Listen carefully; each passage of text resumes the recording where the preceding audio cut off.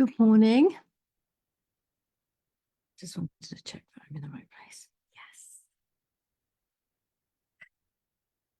Yes. Happy New Year, ladies. I hope you can hear me okay. Let me know if you're here. Let me know if you're watching now or later. I hope that you have had a wonderful break. If you've had a break, some of you may not have had a break. I wanted to come on this morning, or this week really, to talk to you about the name change for this group and my circle group. I have been thinking about doing this for some time, and what better time than a new year, 2024, at the time of recording this.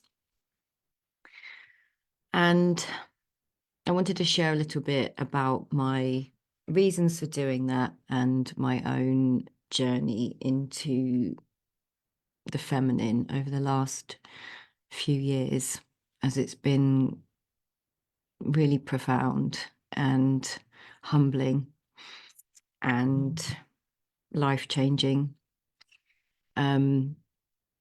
So the group has gone through many metamorphoses. I don't even know if that's the right word. Changes. When I first started it, I think it was called She Connects, and then I made it. It was like finding freedom from self-loathing, habits, and anxiety, and then it was the Freedom Group when I got my new logos last year, which are beautiful. And then that just as I deepened my own descent and learning and unlearning into my feminine nature, the Freedom Group title didn't quite fit me anymore. I've outgrown that. And whilst I still strongly and wholeheartedly want freedom for you from your shitty committee, from your self-loathing, from your anxiety, from your trauma, I just didn't feel that that one word encompassed enough about what it is that I teach and the message that I want to share with you guys. So as you know, some of you will know, I did a poll in the group, and Wild Awakening. I love rewilding. I love nature. I have loved getting to know the sort of archetypal wild woman within myself and within my wider field.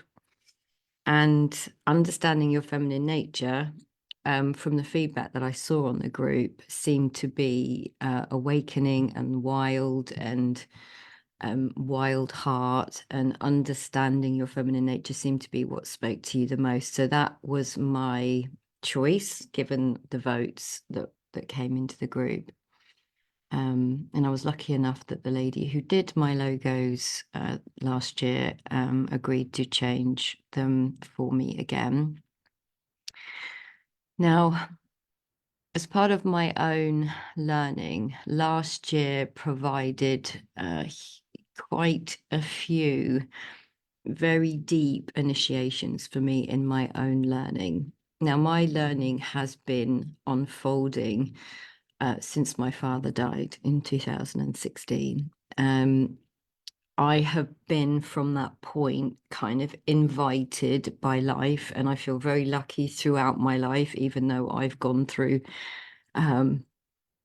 huge traumatic, tragic experiences in my life.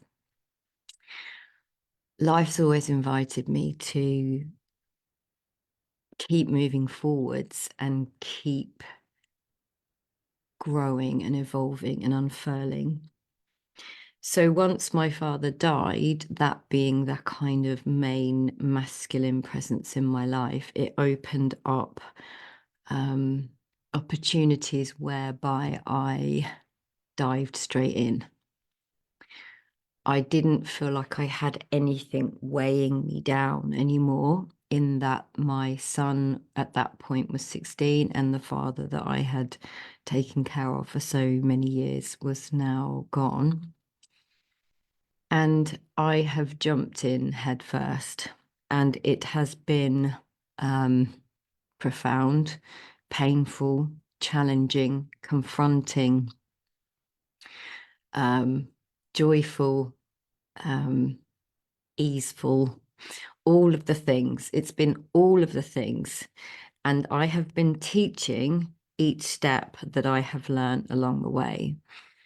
Not last year, the now last year, but the year before, I was starting to learn about this kind of internal feminine and masculine energies within us. Although I know I'm a female in a female body in this physical form, even though I'd studied yoga and was a yoga teacher, and understood the yin and the yang, and the kind of internal energies within us, I didn't have an embodied understanding of those pieces. So my learning started with my own wonderful coach 3 years ago, into this deepening field of knowledge and somatic experiences, and making the unconscious conscious. And my own son, who at that point lived with me still, I was having quite a lot of challenging moments, let's say, with him, who at the time was 21, and he was still living with me. And I knew in my heart that it wasn't right for either of us. But because of my then misunderstanding of my own nervous system reactivities, and the fawning of, very often the female goes into a sort of fawning space, and I didn't know how to energetically lead him. And having been really the only presence in his life for a long time growing up, it was unnatural for me to lead him as a woman who is naturally more inclined to be nurturing and loving and mothering. So I went down this deep path of learning how to be both, but with presence and with grace, rather than reacting in a hurt place, having my feathers ruffled because he wasn't behaving in the way that I thought he should towards me. My egoic preference about how he should treat me.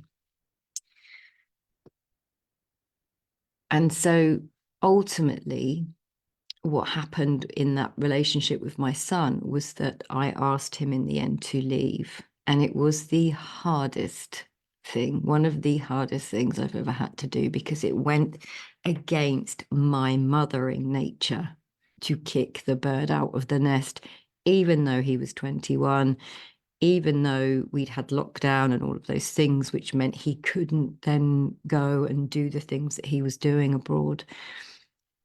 Even though I knew it was the right thing for me and the right thing for him, I knew it was the right thing for him, it still broke my heart. It was really tough. And then, of course, suddenly I was then left alone, like fully alone. No father to look after, no son to look after, no relationship to speak of at that point, and no house anymore, like nothing that I could claim that was mine, that I anchored in my identity on, if that makes sense to you. So then began an even deeper dissension into my psyche, into my own feminine nature, understanding that leadership that it took for me to ask my son to find his own place. And I supported him in doing that. Like I didn't just chuck him out and leave him. You know, we talked about it. We negotiated a space that he could find, you know, like a timeline where he could find something else. And I supported him in doing so.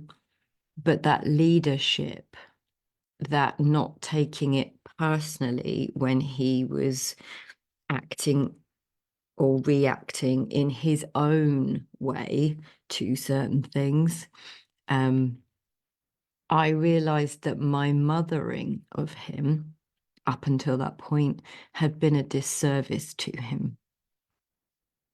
And these are the places that I talk to more in my newly named Wild Awakening Circle group, my membership group.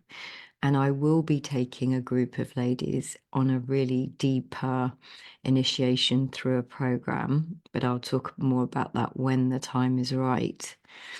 But I had been, by not doing that sooner, I was essentially giving him the message that I didn't trust and have faith in his ability to be out there in the world on his own. And he unconsciously, this is all unconscious and very innocent, he unconsciously became resentful towards me, and then we'd kind of butt heads, and then I'd be all hurt and victim-like, and he'd be all angry and sullen and isolated. So when he moved out and my learning got deeper and I understood these energetics at a more deeper level, the mother-son relationship, my own relationship with my mother and my father, the impact of all of the kind of imprints in our psyche, in our soma that we carry forwards onto the next generation, my relationship with my son has blossomed and grown. And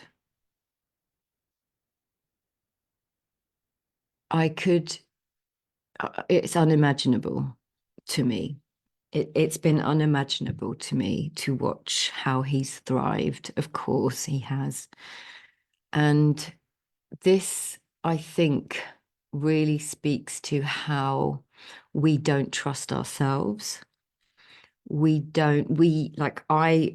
egoic kind of part of me wanted him to stay near me, so that I had some identity of taking care of someone else.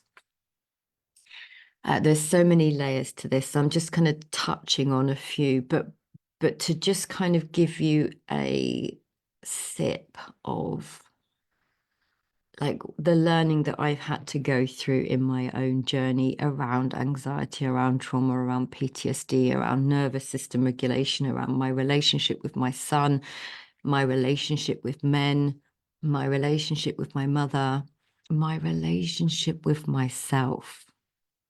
Understanding the creational potency that we are as women, what we have, what we believe is what we birth. What we believe is what we birth. Mother, the word mother comes from matrix, mater, matter, matrix, creation. We birth what we believe. So I was birthing over and over again this pain, this hurt, this abandonment,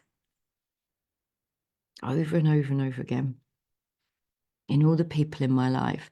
There was a thread on the group from a post that I posted yesterday. Now, today's date is the 5th of January, so it will be on the 4th of January, which was titled, Few Know How Many Women Are in Me, something along those lines. And one of the ladies had written about her hurt about friendships. And that was me. I used to carry this unconscious abandonment wound with everybody. This is a deep core feminine wound. And so what we believe is what we birth.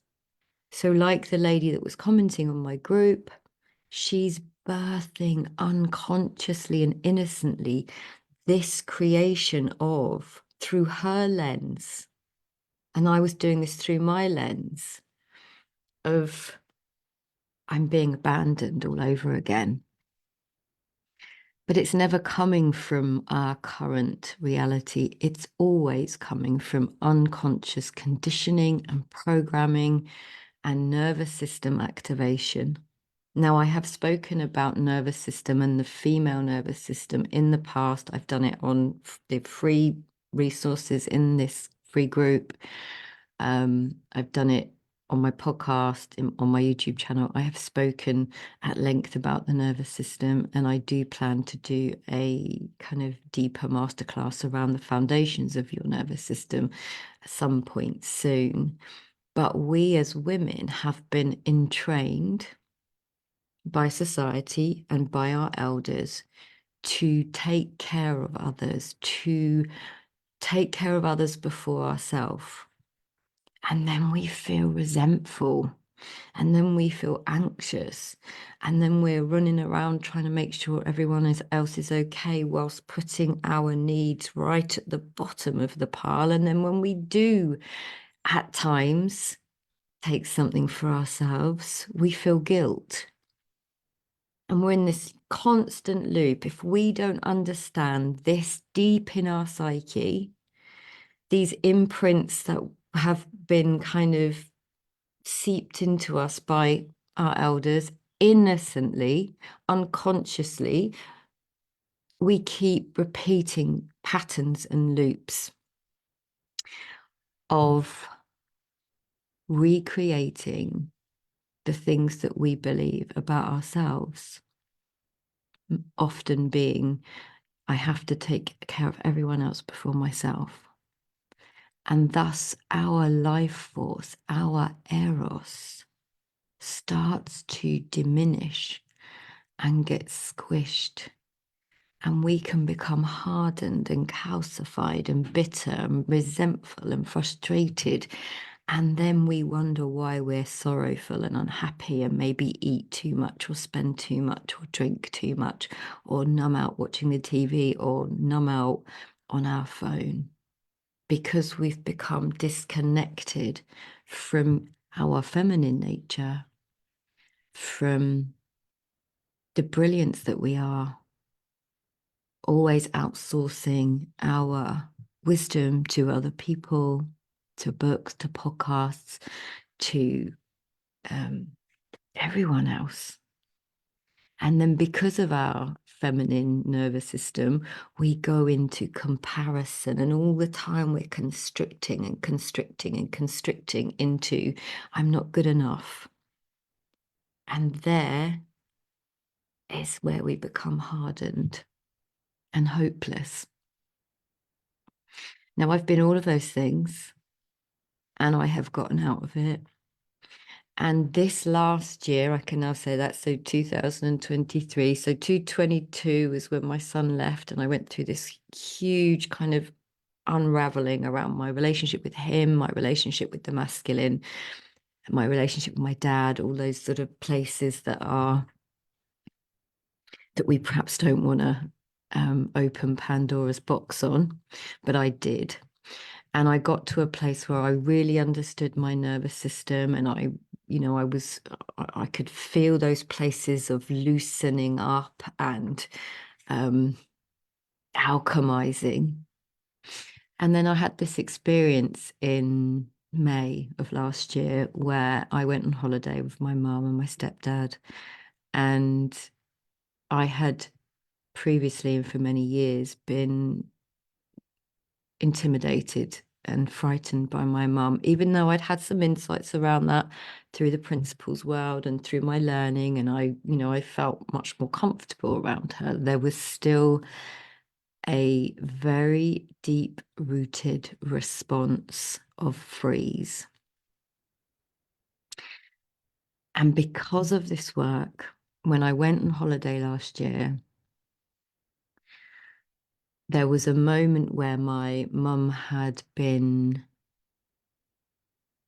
where she had been crying. And that response used to make me freeze, firstly, and then run about trying to make sure she was okay so that I could be okay. Basically, that was my learning from being a child. This was 50 years old. 50 years old. Our nervous system is created in utero, and we are imprinted by their nervous system and the women before us, this lineage of learning. And I feel so blessed to have broken that in my lifetime. But anyway, there was an experience when my mum had been crying. I ran into the room and I felt for the first time this freeze start to come over me. And then for the first time, because of my awareness, I was able to say, hang on a minute, you're 51, you're safe. And it just went. The freeze went. And prior to that, it had been unconscious, and my reactions afterwards would have been unconscious. It went. And from there, I could respond and react to her drama with kindness and compassion and grace and ease and calmness, knowing that I was safe.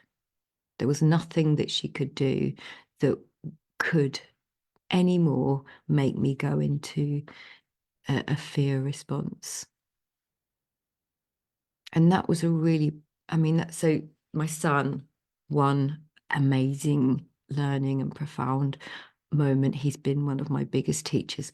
My mother, again, another amazing teacher for me, but one that I would have been like, no, definitely not, like a terrible relationship and blah, blah, blah, blah, blah, been the victim of. But that learning for me in May, because of all this work that I've done, has changed everything for me. And then the third piece over this last year that I've managed to alchemize, which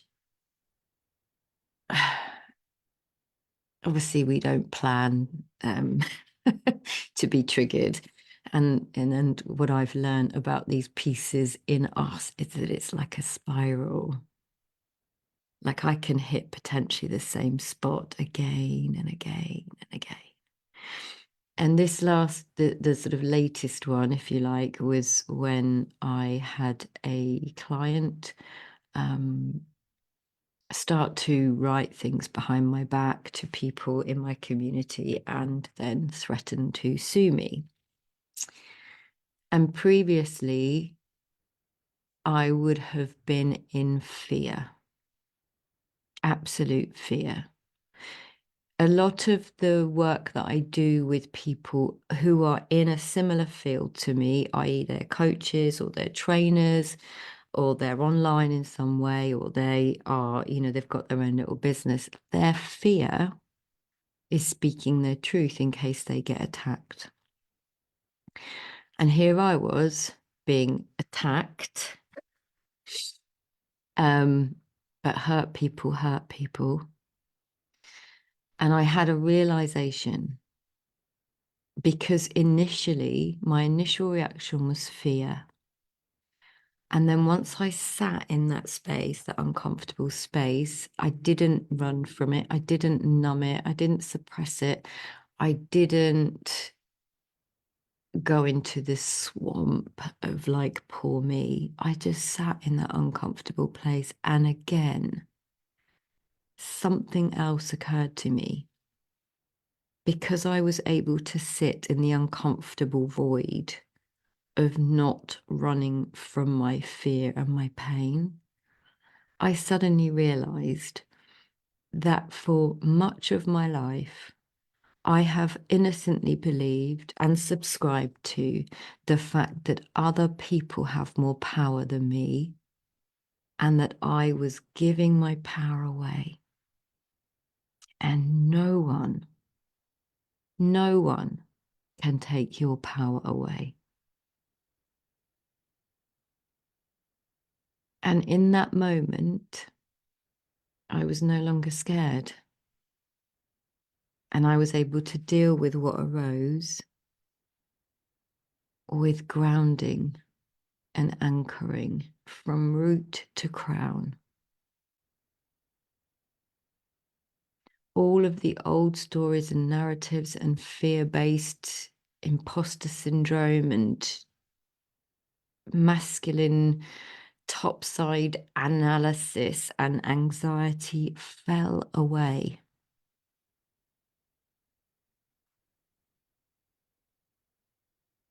And that is why I want to teach more about these pieces to you in this group, to my circle ladies, my wild awakening circle ladies. We'll probably end up calling whack, won't we? Wacky.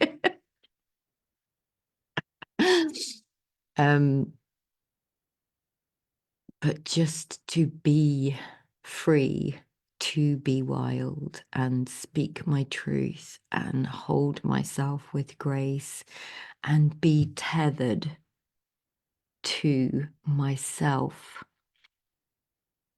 to myself, to know myself properly, inside and out, with full accountability and full responsibility for my own actions and my choices and my life and my words.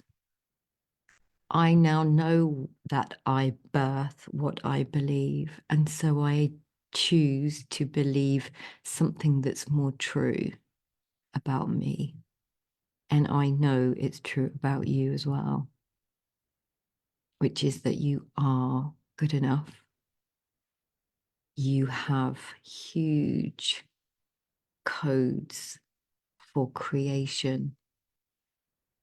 We are the women. We create.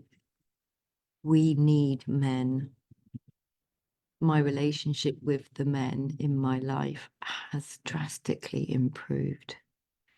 And I was lucky to have a male coach who helped me to understand the depths of the provision that masculine internally and externally can provide. Your own inner masculine, your own inner knowing. But that if we are used to being in that masculine channel as a protective mechanism, because some of us have had to use that to survive, that's okay. And it doesn't have to be that way forevermore. You don't have to be in your head, in your shitty committee, in your story, in your narrative, in your conditioning, in your unconscious negative bias. You can choose to come with me, stay with me, learn with me,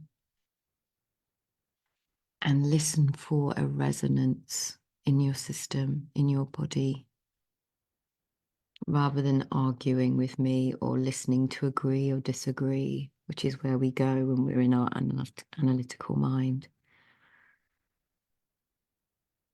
This learning has been so wonderful for me, and I thank you for listening. If you have, I'll look forward to coming back to work properly from Monday next week.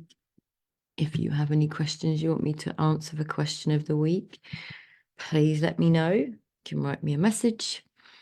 And if you want to go deeper with me, the easiest way is to come into my Wild Awakening circle. And I will be doing monthly transmissions in there, and we have group coaching in there, and I do an Ask Me Anything in there. And this month, my sense is that I'm going to be talking about the receptivity of the feminine, how difficult it is for women to receive. So I'm looking forward to that. I hope this made sense. It's been a joy to speak about this because it's my favorite topic, and I just feel very lucky to be able to do this work. So I will talk to you very soon. Let me know what you think. Any comments, any thoughts, any realizations, any questions, post them below. And I'll talk to you very soon. Lots of love.